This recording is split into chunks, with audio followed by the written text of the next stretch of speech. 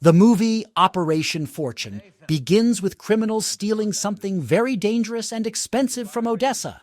So the government bosses of England rush to the aid of the endangered world. London. London? Yes, London. Fish, chips, cup of tea, bad food, worse weather, Mary fucking Poppins, London. This is what Mr. Nathan tells his subordinate, who is fucking surprised because he's been called to work on a Sunday for some reason.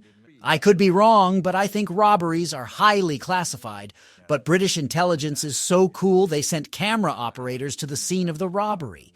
There's no other explanation. Otherwise, how the fuck is Mr. Nathan watching this on his TV? British agents are very sensitive people, so the best of them are allowed to vacation in the Maldives, fly first class on airplanes, and drink very expensive Chateau Bardot wine. But why Orson Fortune is vacationing in the Maldives, he must know about Mr. Nathan, what no one should know.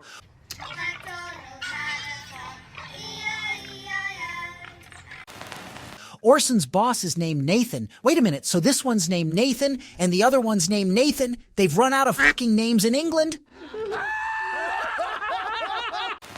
Nathan flies to Morocco to talk to Agent Orson about a special mission.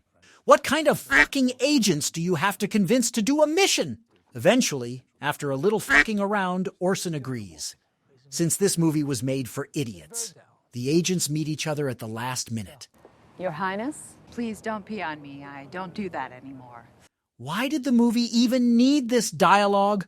The shit going at the airport is supposed to show us how real professionals work.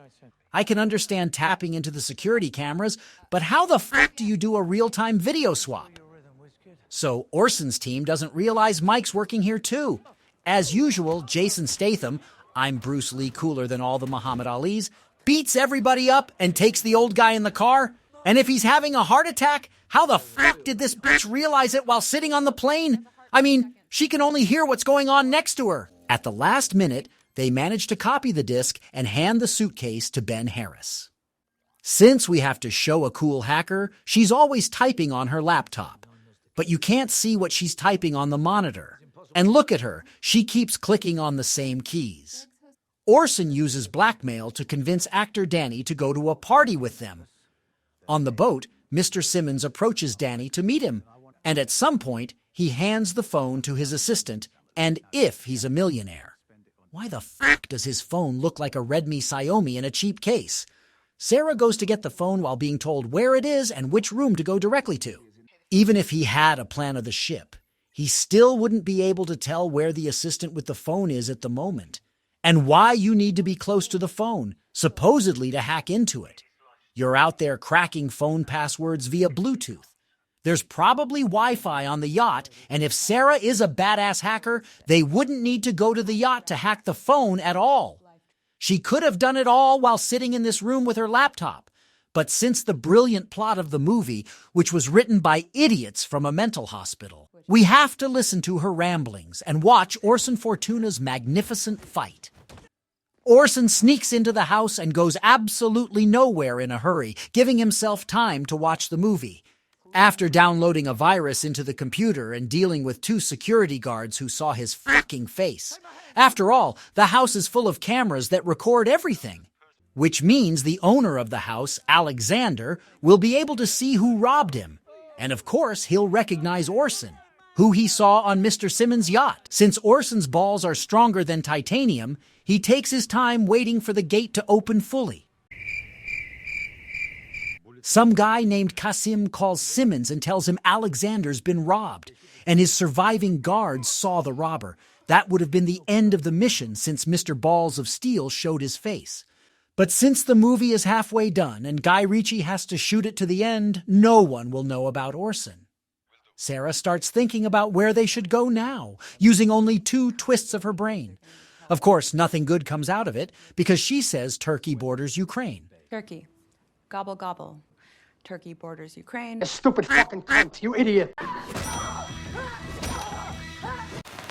Actually, the 2 countries are separated by the Black Sea.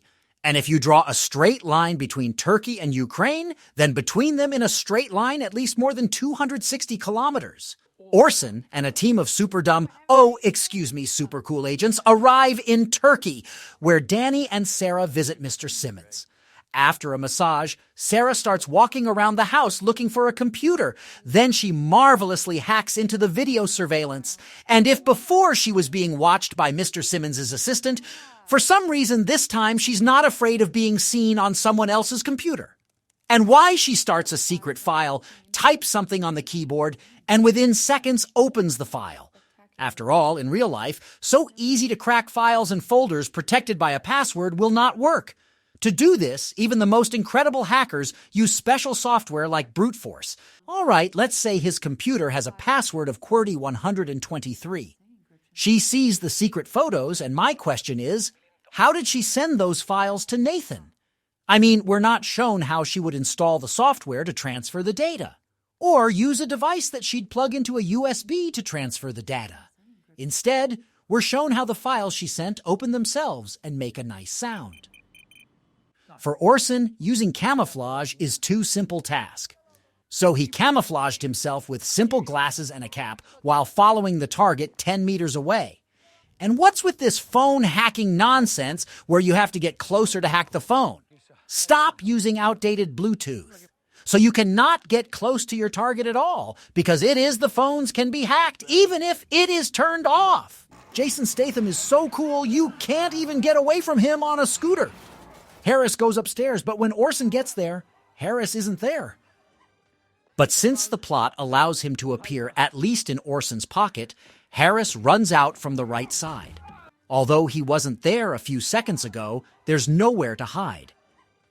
And why didn't he throw the phone away when he realized he was being tracked by it? Orson sends Harris into freefall, gives him an eternal pass to vacation underground. Ben Harris is supposed to go to a meeting to make a deal, but being not quite alive, he can't do that. Orson arrives at the deal and knows exactly what to do and who to call.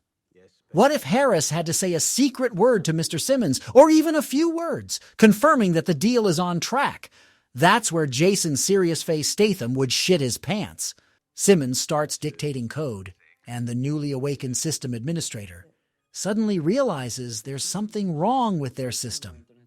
And why is it that when you're hacking into a system, you have to have a blinking logon point on the monitor?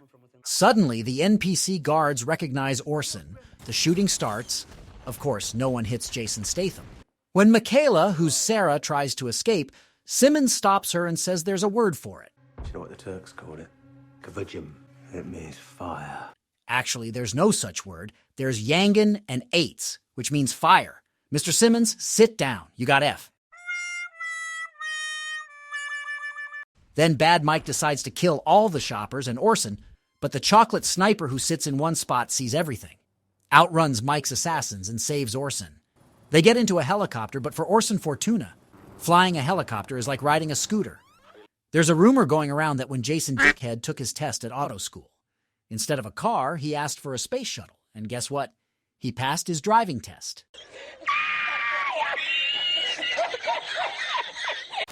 Danny tries to get away from the people who are chasing them.